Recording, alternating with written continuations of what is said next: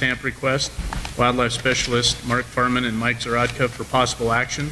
The Commission will review and may take action to approve projects submitted for funding from Upland Game Stamp Fund. Gentlemen.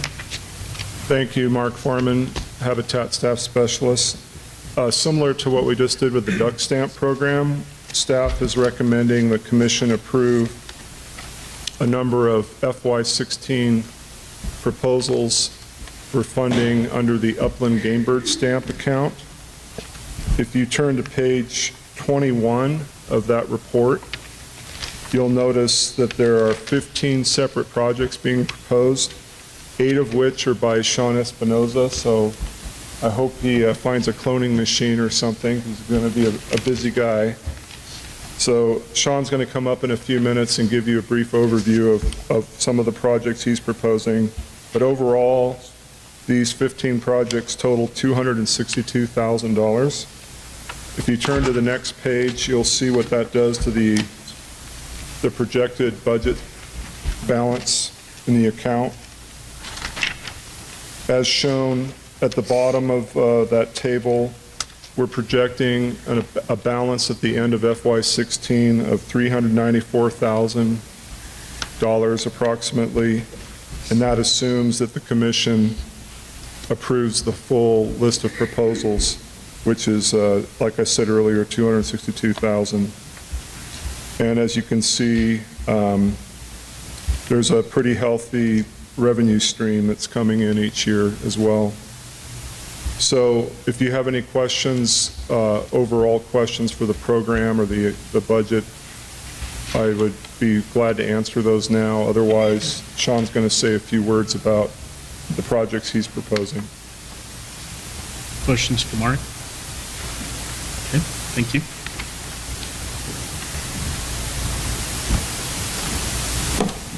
Members of the Commission, Sean Espinoza for the record, Upland Game Staff Specialist with the Nevada Department of Wildlife. I think what I'll do, rather than go through each and every project, is just discuss some of the new projects that at least I've proposed, so you guys know a little bit more about what's going on there. But I did want to highlight one project that is ongoing, and that's our Columbian Sharp-tailed Grouse project that's located in the Bull Run Basin up in Elko County. Over the past 3 years, we've captured 140 sharp-tailed grouse and translocated them to the Bull Run Basin, and that consisted of 92 females and 31 males. In 2014,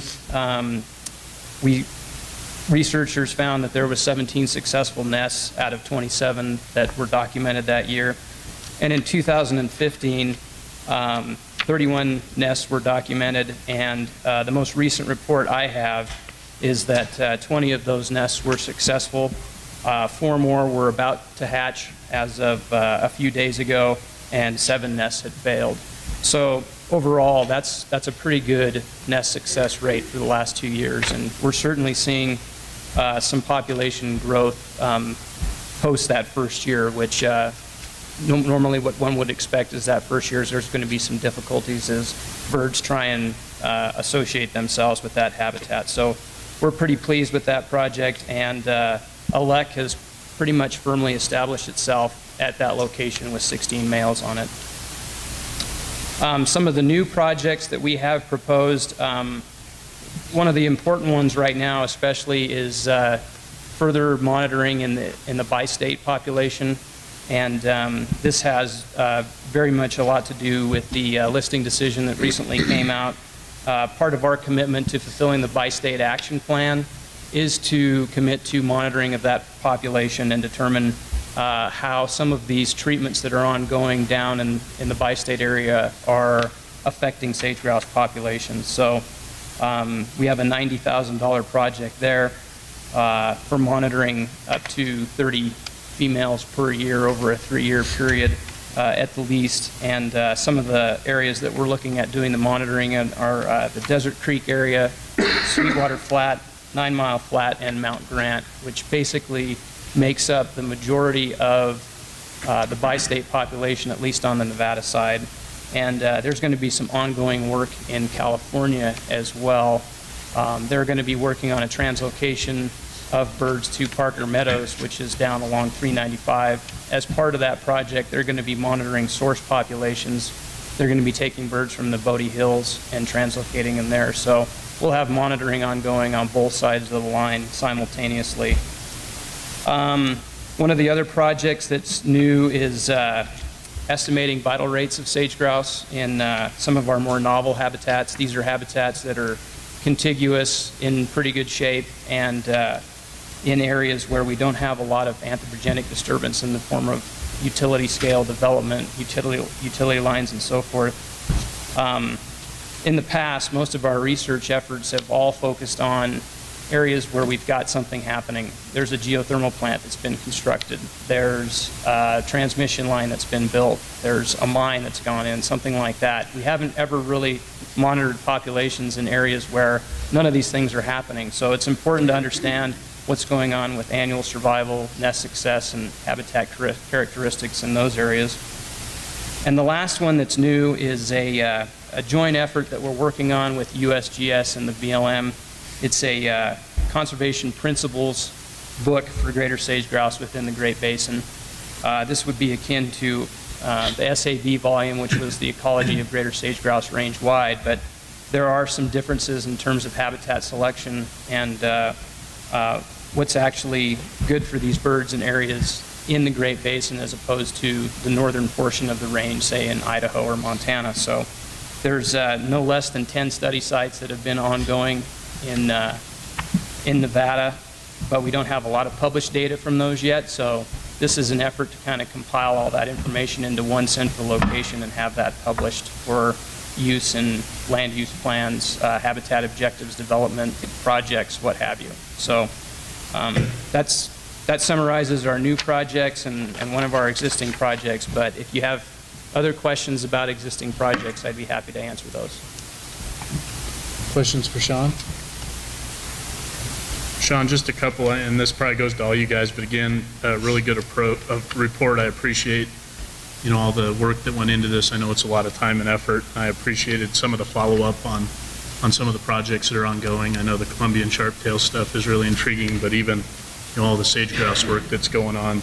I did have a question, and this might be more appropriate tomorrow, but in terms of the mountain quail and ruffed grouse translocations, what are we seeing? Have we done any monitoring? If so, what are we seeing? Just some general thoughts on that, maybe. Yeah, mountain quail are pretty tough. We did have some mountain quail marked in association with the Stillwater project that we did a few years ago. That was deemed pretty successful. The radios are small. They only last 60 days. So we're only able to monitor them throughout the summer to see if, you know, they survived at least that long. And that was fairly encouraging.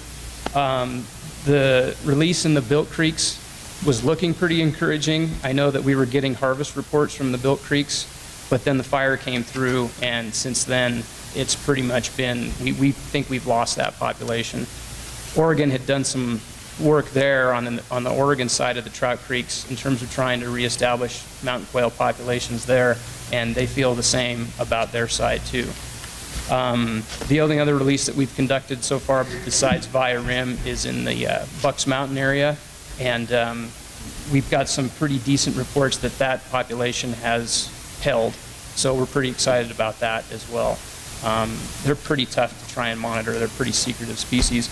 In terms of ruffed grouse, I think besides chukar, I was talking with Paul earlier, besides chukar, I think ruffed grouse have been our most successful release of any upland game species that we've had in Nevada. They've really taken to some of the habitats that we have available.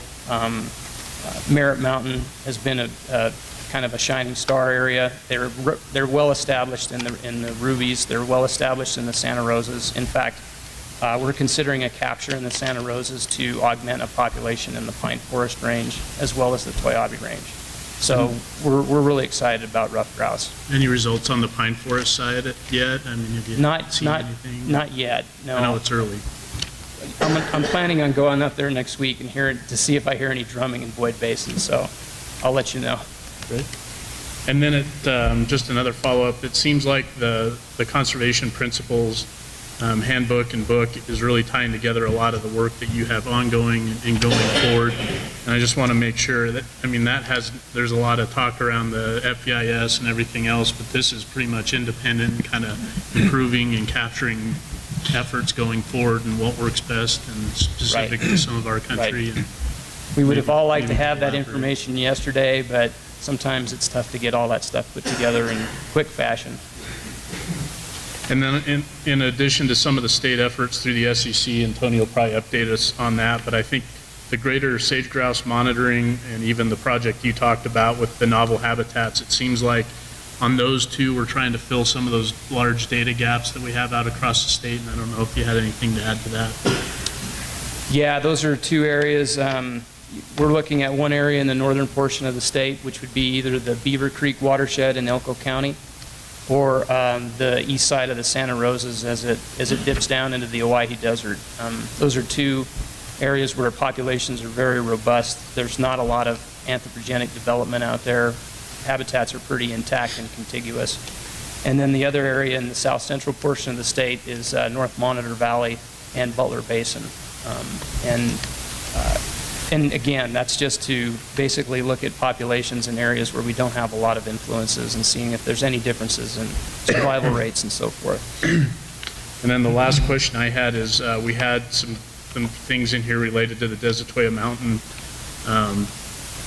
project, and I was just kind of curious where they are in terms of implementation of some of the landscape scale things they were planning. I think they had tens of thousands of acres of PJ projects, and they were kind of building off of what Porter Canyon had started, and I'm just curious where they were on implementation and if you guys have seen any changes in bird behavior yet, or? We haven't yet. It's early on still. Porter Canyon was kind of the building block of that, the initial building block. Since then, 2,000 acres have been thinned around Haypress Meadow of Phase 1, and this year there'll be an additional 789 acres that we're paying for around the Edwards Creek Lek, and so there'll be additional acreage removed there. There's a couple of exclosures. The Haypress Meadow exclosure really has been a benefit to late broodering habitat there. We're definitely seeing a lot of birds using that. And Smith Creek Ranch, NRCS, U.S. Fish and Wildlife Service, us, are really doing a lot of implementation up there. So I think it's really key to determine the ultimate effects of the project on sage grouse. Aside from that, I mean, the BLM is also using the results of some of that data to help guide where they're going to do some further treatment work. So we're kind of getting multiple benefits simultaneously there. Additional questions for Sean? Comments? Director Walsley? Yeah, I would just like to add, Sean referenced the translocation of the sharp-tailed grouse, and just clarifying that that's an effort that's being coordinated with Idaho Fish and Game. He's talked about 3 years. I just wanted to make sure everybody was aware that we were going out of state for those birds. That's really a reintroduction effort, and I just really want to applaud Sean, his efforts, Ken Gray and his staff. It's not a small endeavor. We're also a beneficiary of the benevolence of Idaho Fish and Game, so oftentimes when other entities or other states come and ask for our animals to go there, it's really a reciprocity between states. So in this instance, we've benefited from the generosity of Idaho and Idaho Fish and Game. I'd also like to add that certainly sage grouse has been first and foremost in a lot of Sean's world and what Sean does, and we're hopeful that as we reach the not warranted finding on the bi-state, and we're focusing on implementation of the bi-state action plan, and we had a meeting in Bridgeport, California yesterday to that effect, and with the EIS right now on the range-wide, we're hopeful that as that subsides somewhat, Sean has some pretty innovative ideas on trying to expand both species and opportunity, and as far as traditional upland programs. So we may see some of that reflected in the projects coming forward in the future. Additional comments or questions? All right. Thanks, Sean. What we'll do is open up item number 7 to County Advisory Board input.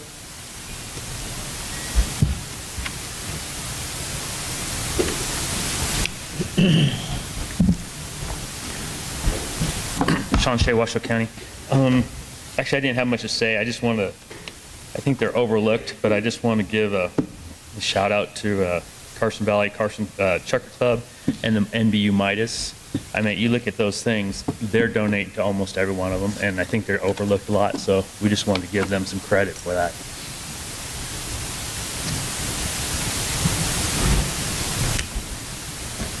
Paul Dixon Clark. A question for Sean. When we were reintroducing the mountain quail, where we have an abundance in the south of Gambros quail, are those populations going to be synergistic, or you looking to replace Gambros quail with mountain? I asked questions and we didn't have answers, and I just wondered if, with the reintroduction of the mountain quail in the south, what are we looking to do with that? Just put them back in historic ranges? Or what? I mean, I didn't know how to answer when I was asked a question of whether they were going to replace Gambros, because everybody knows the Gambros quail, but nobody's remember seeing mountain quail down south, except I think for you, Commissioner, you mentioned you saw them once a long time ago. Members of the commission, Sean Espinoza for the record. So there is going to be a bit of species overlap there, but what we've done in Lincoln County is we've placed water developments in areas that are more conducive to mountain quail habitat selection. There's no Gambel's quail there right now. That isn't to say, though, that some of those birds aren't going to move into those areas, which I think is fine. I mean, we see that species overlap in places like China Lake Naval Weapons Station, so there is some synergy there. There's also potential overlap with chukar populations as well, and we certainly see that at China Lake, and even so much so that sometimes we have to capture chukars first and move them out of the way to get to the mountain quail. But the idea there is to try and maintain a little separation through habitat selection. So we place these water developments in areas that would be more conducive to mountain quail, but that isn't to say that Gambel's quail wouldn't benefit. Additional County Advisory Board input.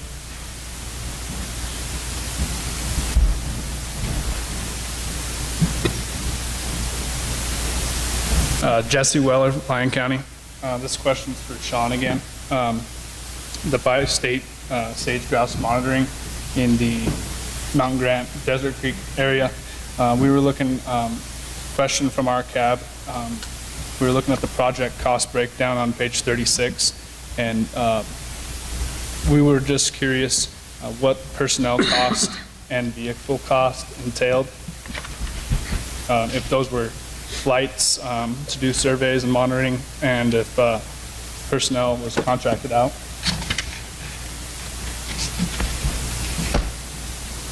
Members of the commission, Sean Espinoza again for the record. Yes, these research projects are contracted out largely to the USGS, and the funding goes towards field technicians in a lot of cases. It's a pretty intensive follow-up effort. It goes beyond just monitoring the marked birds. It's also a lot of vegetative monitoring at the nest site, at random sites. So it's a pretty intensive effort, and the vehicle costs are so high because the USGS rents vehicles for the field season. We're not paying for any vehicles, new vehicles, that type of thing. They're actually renting them, but the rental costs due for four-wheel drive pickups and some of the damage that occurs from the off-road use, it adds up. And so they build those costs in for repairs and things like that, front ends and whatnot. Thanks, Sean. Additional County Advisory Board input? Seeing none, public comment on item 7? Seeing none, I'll bring it back to the commission for further discussion. Questions? If not, I would entertain a motion. Mr. Chairman, I'll make a motion to approve FY16 Upland Game Bird Stamp project as proposed. Second. I have a motion and a second to approve the FY16 Upland Game Stamp request as presented by the department. Is there any discussion or question on the motion? Seeing none, all those in favor, please signify by saying aye. Aye. All opposed? Motion carries unanimously with Lane and Young absent.